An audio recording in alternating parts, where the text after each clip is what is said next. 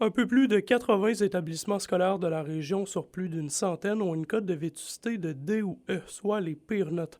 Leur réfection nécessite donc des investissements importants comme pour le changement de fenêtre, de l'enveloppe extérieure ou encore le remplacement du système de chauffage. C'est au centre de services scolaires à Ricana où le déficit d'entretien est le plus important, donc où il y a le plus de travaux à faire. Par exemple, à l'école Notre-Dame de Fatima d'Amos, il y aurait pour un peu plus de 1,7 million de travaux à faire. Quant à lui, le centre de services scolaires de l'Or et des Bois a le déficit d'entretien le moins important dans la région. Il faut faire vraiment attention avec l'interprétation de ça, parce que c'est vraiment la valeur des travaux à réaliser sur le bâtiment. Ça ne veut pas dire que le bâtiment est en décrépitude ou peu importe, ou qu'il est insalubre ou qu'il est non sécuritaire. C'est absolument pas le cas. Si on fait des travaux, exemple, de remplacement d'un parement de briques ou de remplacement des systèmes mécaniques au niveau de la chaufferie, c'est des travaux qui coûtent quand même très cher. Donc, ça va influencer beaucoup la cote de vétusté. On a eu l'heureuse nouvelle au printemps dernier, 2023, d'obtenir la cote générale d'un C. On était comparativement à l'an dernier à un D.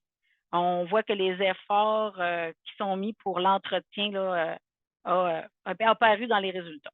Les centres de services scolaires affirment n'avoir jamais eu autant d'argent du gouvernement pour la réfection de leurs écoles et sont donc en mode rattrapage, ce qui permet de ne plus se limiter à des travaux de réparation et d'aller de l'avant avec la réfection des bâtiments. Il y a peut-être plus de 5 ans, on avait 2, 2,5, 3 millions par année pour notre centre de service scolaire en investissement pour les bâtiments. L'enveloppe a beaucoup augmenté. On est passé de 2 à 3 à 4 à 5 à 6 à 8 à 10. Je dirais que l'époque où on s'attaquait à des petits travaux dans les écoles pendant les 6, 7 semaines de l'été est révolue. Maintenant, on est dans des projets qui durent l'année au complet. Il y a eu des investissements de fait quand même pendant plusieurs années. Là, dernièrement, on a quand même des très bonnes enveloppes là, pour nous aider justement à réaliser nos travaux et à combler ce déficit-là, mais on en a quand même pour plusieurs années. Là. Les centres de services scolaires poursuivront différents travaux d'entretien et de réfection tout au long de la prochaine année scolaire et assurent mettre tout en place pour limiter les impacts sur les élèves. André Auder, RNC Nouvelles, Rouen-Noranda.